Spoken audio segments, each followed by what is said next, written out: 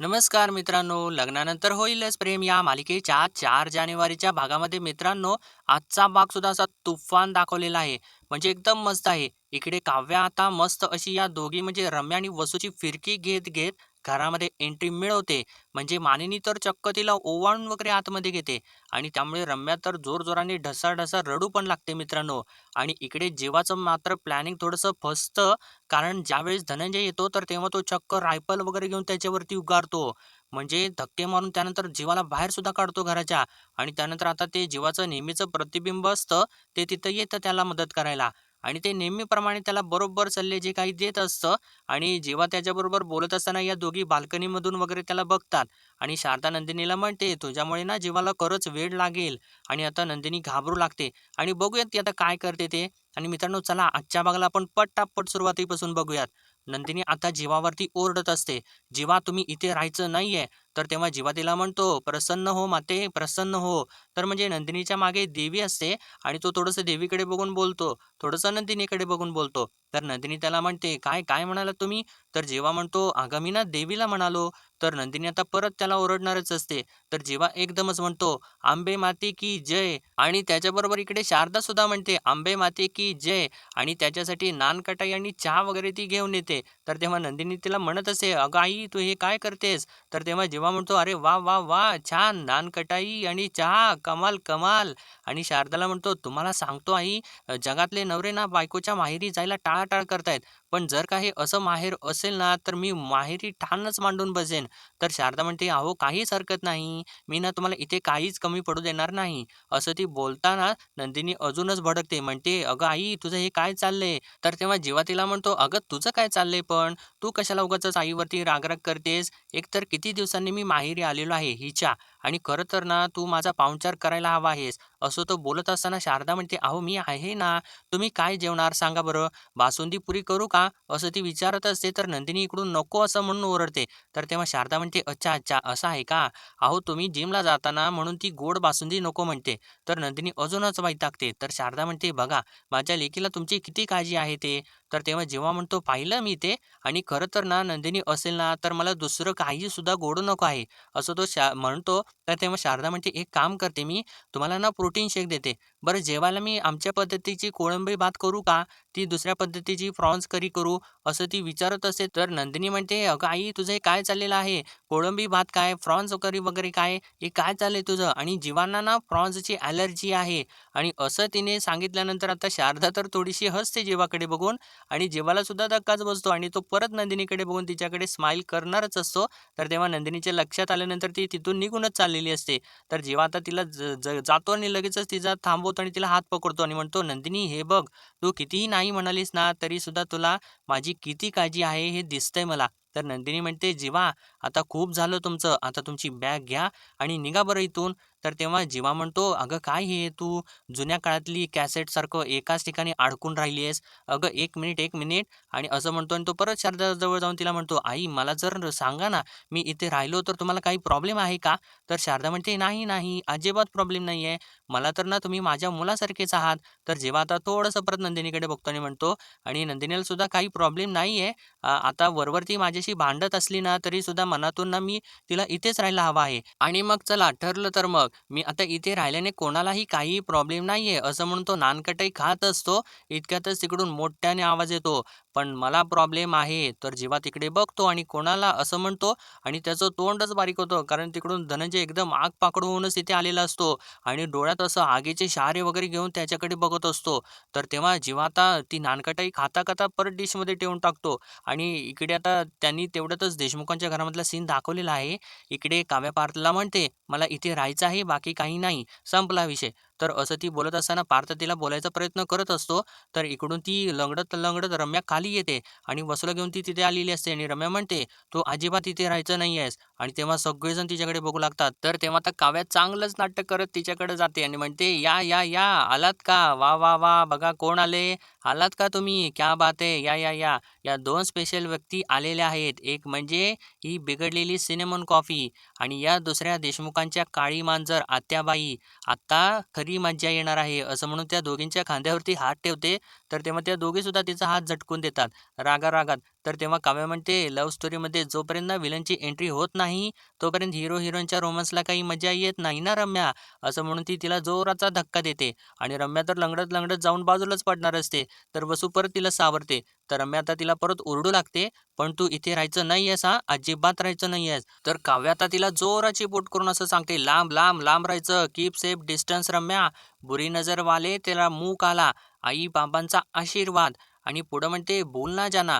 तर तेव्हा या दोघींना पण काही कळत नाही आणि "काय, काय?" असं त्या म्हणू लागतात. तर तेव्हा काव्या म्हणते, "काय, काय, काय? याला काय अर्थ आहे का? अरे ट्रकच्या मागे या गोष्टी सगळ्या लिहिलेल्या असतात. तुम्ही वाचलं नाही का ते? हल्ली ना ट्रकच्या मागे ना उत्तम साहित्य लिहिलेलं असतं. जरा लक्ष देत जा ना आजूबाजूला. हे बघा सगळ्या गोष्टी तुम्ही लक्षात नाही ठेवल्या ना तरी चालेल. पण 2 गोष्टी महत्त्वाच्या आहेत. बुरी नजर वाले तेरा मुँह काला." असं ती वसूच्या तोंडावरती हात फिरवतच म्हणते आणि दुसरी गोष्ट की सेफ डिस्टन्स असं रम्याला म्हणते. आणि आता काय आहे ना रम्या, आता काय होणार सांग बरं? तू पुढे येशील, मग मी पण पुढे येईन आणि मग तू माझ्यावरती बोट रोखून काहीतरी बोलशील. मग मी तुझा हात पिरकाळीन. कशाला मग? अगं नको ना, कशाला उगाचच? काहीतरी उगाचच आपलं. असं म्हणून ती परत आपली इकडे पार्थकडे येऊ लागते आणि या दोघींचं तोंड एकदमच बरोबर बंद करते ती. आणि हे सगळं बघत असताना इकडे विक्रम आणि मानिनी मात्र चांगलीच मजा घेत असतात. दोघे सुद्धा गालातल्या गालात हसत असतात आणि त्यानंतर आता काव्या बरोबर त्या विक्रम आणि मानिनी जवळ सुद्धा जाते आणि त्या दोघांच्या खांद्यावरती हात ठेवून म्हणते, "आणि या ना माझ्याकडे या आई आशीर्वाद तर आहेतच." आणि त्यानंतर ती पार्थकडे जाऊन म्हणते, "अहो धनी, तुम्ही सुद्धा भूल न जाना. आपलं हे नातं फक्त या नाही तर पुढच्या 7ही जन्मांचं आहे." आणि असं ती एकदम रोमॅन्टिक होऊन प्रेमाने त्याला बोलते आणि त्याच्या नजरेतच ती बघत असते. तर तेव्हा पार्थ परत नेहमीसारखा बोलायचा प्रयत्न करत असतो आणि ती परत लगेचच त्याला थांबवते. आणि हे बघा तुम्हाला ना आपल्या त्या पावसात बंद पडलेल्या गाडीची शपथ आणि आपण शेअर केलेल्या त्या रेड वेल्वेट पेस्ट्रीची शपथ, तुमच्या बंद न होणाऱ्या सूटकेसची शपथ आणि असं ती म्हणत असते. तर तेव्हा आता पार्थला ते सगळे क्षण त्याच्या डोळ्यासमोरून जाऊ लागतात. म्हणजे ती सुटकेस वगैरे बंद होत नसते ते वगैरे आणि त्यानंतर आता काव्या म्हणते, "आणि ना तुम्हाला आपल्या मूव्ही नाईटची सुद्धा शपथ आहे." आणि तेव्हा पार्थला बरोबर तो क्षण आठवतो, की त्यांनी तो मूव्ही नाईट एन्जॉय केलेला असतो आणि काव्या आता एकदम डोळे वगैरे अशी बारीक करते आणि म्हणते, "प्लीज राहू द्या ना मला पार्थ प्लीज." आणि म्हणते, "हे बघा हवं तर ना मी तुमच्याबरोबर आपल्या रूममध्ये नाही राहणार. काहीच हरकत नाही. गेस्ट रूममध्ये राहीन. काहीच प्रॉब्लेम नाही आहे मला. कारण मला ना तुम्हाला पहिल्या क्षणापासून मिळवायचं आहे पार्थ. कमवायचं आहे मला तुम्हाला." आणि असं ती बोलत असताना इकडे विक्रम आणि मानिनीला तर तिचा खूप अभिमान वाटत असतो मित्रांनो. तर काव्या पुढे म्हणते, "हे बघा पार्थ मला चांगलंच माहिती आहे. आपण दोघं सुद्धा सुरुवातीपासून ना या नात्यामध्ये नव्हतो. तुम्ही होता पण मी नव्हते आणि आता मी आहे पण तुम्ही नाही आहात. पण ठीक आहे मिळवेन मी तुम्हाला, कमवेन मी तुम्हाला." असं तिने म्हटल्यानंतर आता पार्थ एकदम म्हणजे धक्क्यानेच तिच्याकडे बघत असतो. तर काव्य आता पुढे म्हणते, "खऱ्या प्रेमासमोर ना देव सुद्धा झुकतो. तुम्ही तर माणूस आहात, माझा माणूस." असं ती त्याच्या डोळ्यात डोळे घालून बोलत असते आणि पार्थ सुद्धा तिच्या डोळ्यातच हरवून गेलेला असतो. तर काव्य पुढे म्हणते, "आणि या माझ्या माणसाच्या प्रेमात ही काव्या काय टोक गाठते ना, ही अख्खी दुनिया बघेल. देशमुख, जर ही रेस असेल ना, तर मी शेवटचा श्वास संपेपर्यंत धावेन. जर ही रेसिपी असेल ना, तर माझा अख्खा जीव मी त्याच्यामध्ये ओतेन आणि जर ही गोष्ट असेल ना, तर त्यामधला एक आणि एक शब्द मी जगेन. पण मी जिंकेनच शेवटी, मी जिंकेन." असं ती एकदम विश्वासाने सांगते आणि पार्थसुद्धा त्याला आजूबाजूचं काही दिसत नसतं आणि तो एकसारखाच काव्याकडे बघत असतो आणि तो तिच्या डोळ्यामध्ये त्याला सगळं काही ते सत्य दिसत असतं, की काव्याचं त्याच्यावरती किती प्रेम आहे ते. आणि आता तो यावेळेस काव्याला नाही काही न बोलता तिथून निघूनच जातो. तर तेव्हा लगेचच विक्रम पुढे येतो आणि काव्याची पाठ थोपटतो. तर मानिनी म्हणते, "तरी पण काव्या, तू आत्ताच्या आत्ता घराबाहेर जा." आणि असं तिने म्हटल्यानंतर काव्याला तर धक्काच बसतो आणि इकडे या मायलेकी दोघे सुद्धा खुश होतात. तर काव्या म्हणत असते, "काकू, काकू." पण तर मानिनी चक्क काव्याचा हात पकडते आणि तिला खेचतच बाहेर घेऊन जाते आणि दरवाजामध्ये उभी करते. तर इकडे म्हणजे मानिनी जे लुक्स देत असते, त्यावरून तर विक्रमला सुद्धा असं वाटत असतं, की खरोखरच ही तिला घराच्या बाहेर वगैरे काढते की काय? तर इकडे आता म्हणजे जबरदस्त म्हणजे भयंकर जबरदस्त सीन दाखवलेला आहे मित्रांनो. इकडे आता म्हणजे जीवा मोहितेंच्या घरी असा उभा राहतो एकदम घाबरूनच आणि तो म्हणतो, "सासरे बुवा." तर तेव्हा धनंजय रागारागात म्हणजे प्रचंड रागारागात त्याच्यावरती ओरडत असतो, "तू माझ्या मुलीचं आयुष्य उद्ध्वस्त केलेलं आहेस. तुला तर मी जिवंतच नाही सोडणार." आणि असं त्यानं म्हटल्यानंतर जीवा तर एवढा जाम घाबरतो आणि तो नंदिनीकडे एकदा बघतो आणि शारदाकडे एकदा बघतो. तर तेव्हा धनंजय म्हणू लागतो, "चक्क नंदिनीला रायफल आण इकडे." तर तेव्हा जेव्हा म्हणतो, "अगं ए नंदिनी, नाही, नाही, असं नको करूस. अरे असं नको करूस." तर नंदिनी सुद्धा धनंजयचं ऐकते आणि रायफल आणायला जाते आणि चक्क रायफल घेऊन येऊन धनंजयच्या हातात देते. तर तेव्हा जीवाची तर चांगलीच शिट्टी-पिट्टी गुल होते मित्रांनो. आणि धनंजय आता रायफल हातामध्ये घेतो आणि जीवावरती रोखतो सुद्धा. तर तेव्हा जीवा म्हणतो, "अहो सासरेबुवा ऐका ना, माझं तुमच्या मुलीवरती जीव आहे." तर तेव्हा धनंजय म्हणतो, "हो ना, मग आता तिच्यासाठी जीव दे." असं म्हणून तो आता चक्क एकदम जीवावरती नेमच धरतो आणि नंदिनी सुद्धा काही न बोलता तशीच उभी असते. तर शारदा मात्र "नाही, नाही" असं बोलत असते. तर जीवाची तर बोबडीच वळते. म्हणतो, "नाही, नाही, नाही, अहो हे बघा, थांबा, थांबा. नाही, नाही, असं नका करू." तर तेव्हा शारदा सुद्धा "नाही, नाही" असं म्हणत असते. तर आता धनंजय अखेर गोळी चालवतो आणि जीवाला गोळी लागते आणि तो खालीच पडतो आणि तेव्हा आता शारदा जीवाला हलवते. "अहो जीवा, जीवा" असं म्हणून ती हलवत असते, तर जीवा तर आपल्या छातीला हात लावून तसंच खुर्चीत पडलेला असतो आणि ती थोडंसं हडबडतो आणि आजूबाजूला बघतो, तर ते सगळं त्यानं उघड्या डोळ्यांनी बघितलेलं स्वप्न असतं. इतका काय तो घाबरलेला असतो धनंजयला बघून आणि तो परत आता समोर बघतो, तर धनंजय तसाच रागा-रागात उभा असतो. पण त्याच्या हातामध्ये ते काही रायफल वगैरे नसतं. म्हणजे त्याने ते स्वप्नच बघितलेलं असतं ना आणि आता जीवा उठतो आणि घाबरत-घाबरत "सासरी बुवा, सासरी बुवा" असं करू लागतो. तर धनंजय आता त्याला म्हणतो, "जीवा तू इथे काय करतोयस?" तर तेव्हा जीवा म्हणतो, "मी ना नमस्कार करतोय. मी तुम्हाला नमस्कार करतोय." असं म्हणून तो पुढे जातो आणि धनंजयचा आशीर्वाद घेतो. तर तेव्हा धनंजय चक्क त्याला जोराने ढकलूनच देतो मित्रांनो आणि जीवा जाऊन मागे कोसळतो. तर तेव्हा यावेळेस मात्र नंदिनीला धक्का बसतो आणि शारदा धावत पुढे येते आणि ती जीवाला सावरते. तर जीवाला लागलेलं मात्र जाम असतं मित्रांनो. तर शारदा म्हणत असते, "अहो हे काय करताय तुम्ही?" तर शारदा असं म्हटल्यानंतर धनंजय म्हणतो, "काय चाललंय काय तुझं हे इथे?" तर शारदा आता जीवाला उचलते, उठवते आणि खुर्चीवरती बसवते. तर तेव्हा धनंजय परत ओरडतो, "उठ, बसायचं नाहीयेस इथं तू, बसतोयस काय?" तर तेव्हा जीवा म्हणतो, "मी ना त्यांना तेच म्हटलं, कशाला उगीच बसवताय मला? पण तुमची आशीर्वाद देण्याची स्टाईल मला आवडली हं सासरेबुवा." तर तेव्हा धनंजय त्याच्यावरती जोराने ओरडतो, "मी तुझा सासरेबुवा वगैरे काही नाहीये." तर तेव्हा शारदा म्हणते, "अहो असं काय बोलताय? जीवाला ते जावई आहेत आपले." तर तेव्हा धनंजय म्हणतो, "तो आपला कोणी सुद्धा लागत नाही. तो आपल्या नंदिनीचा पण कोणी लागत नाही." तर तेव्हा जेव्हा म्हणतो, "हो, असं कसं म्हणताय? असं कसं म्हणताय? कायद्याने नंदिनी अजूनही माझी बायको आहे." असं म्हणून तो तिचा हात आपल्या हातात घेतो. तर नंदिनी चिडते आणि म्हणते, "सोडा माझा हात." तर तेव्हा धनंजय म्हणतो, "ती ना तुला नवरासुद्धा मानत नाही." तर तेव्हा जीवा म्हणतो, "पण ठीक आहे, हे मला तिच्या तोंडातून ऐकायला जास्त आवडेल." आणि तो नंदिनीला विचारतो, "सांग नंदिनी, तू मला नवरा मानतेस का नाही?" तर तेव्हा नंदिनी काही बोलतच नाही, की मी तुम्हाला नवरा मानते किंवा मानत नाही वगैरे त्याला काही बोलतच नाही. आणि त्याला म्हणते, "जेव्हा आता खूप झालं, तुम्ही निघा बरं आता इथून." तर जेव्हा म्हणतो, "अगं नंदिनी, पण मी तुला इथे जिंकायला आलेलो आहे. तुझ्या बाबांनी ना मला धक्के देऊन जरी ना किंवा फटके मारून जरी बाहेर इथं काढलं ना, तरीसुद्धा मी इथून हलणार नाहीये." आता धनंजय खरंच चिडतो आणि म्हणतो, "नाही, तू असं ऐकणार नाहीयेस. मी ना पोलिसांनाच फोन करतो आणि तुला लॉकअपमध्येच टाकायला सांगतो. थांब." असं म्हणून तो फोन आपल्या हातामध्ये घेतो.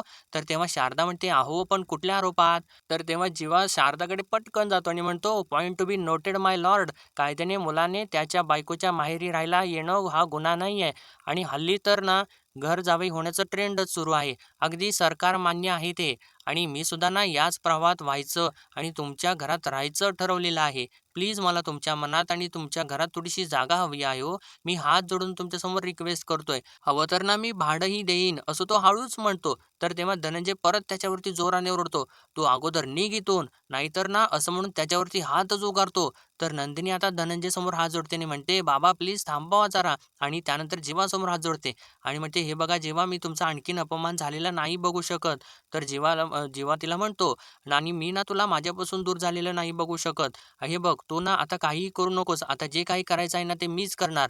नवीन वर्षाचा नवीन संकल्प आहे माझा. तू तिथे मी प्लीज होकार दे आणि जर का तू होकार दिलास ना तर तुझे आप्पा म्हणजे आय मीन तुझे पप्पा ते सुद्धा होकार देतील. तुम्ही राजी तो सब राजी. प्लीज होकार दे ना आणि तुला ना जीवांतिनीचा वास्ता."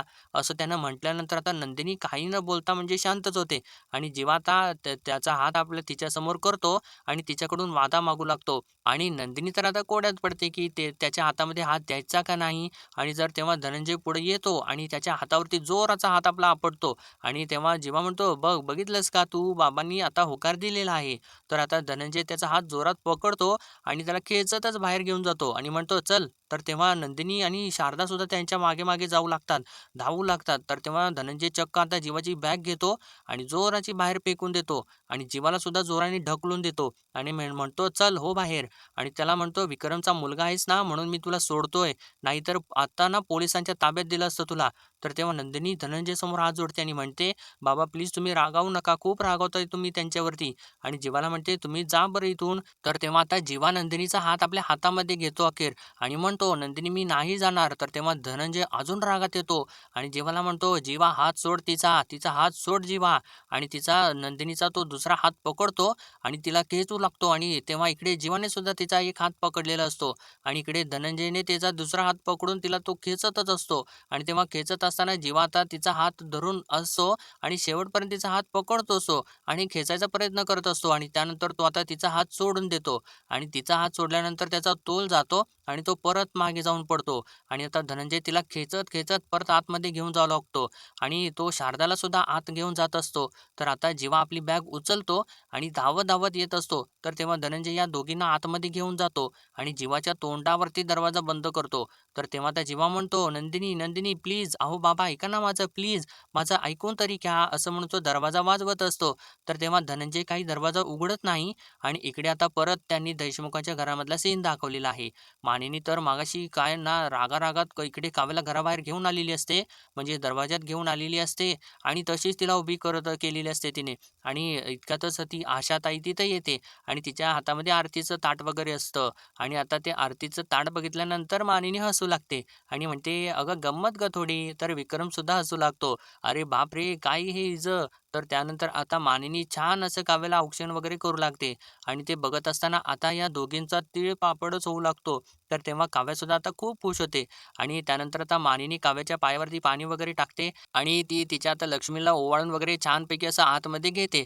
तर आता इकडे मात्र जीवाचा इमोशनल झालेला असतो. कारण धनंजयने तर त्याच्या तोंडावरती दार बंद करून घेतलेलं असतं. तर जीवा म्हणतो, "अरे बापरे! आता मी काय करू? नंदिनीच्या बाबांनी तर मला घराबाहेर काढलं. आता मी काय करू मी?" आणि त्यानंतर लॉनमध्ये जातो आणि म्हणतो, "काय करू मी आता? कसं करू? आणि कसं म्हणवू मी आता तुला?" असं तो बोलत असतो. इतक्यातच आता त्याचं ते नेहमीचं ते प्रतिबिंब तिथं उतरतं आणि ते म्हणतं जीवाला, "मी सांगू काय?" तर तेव्हा जीवा आता एकदम खुश होतो त्याला बघून आणि म्हणतो, "अरे तू?"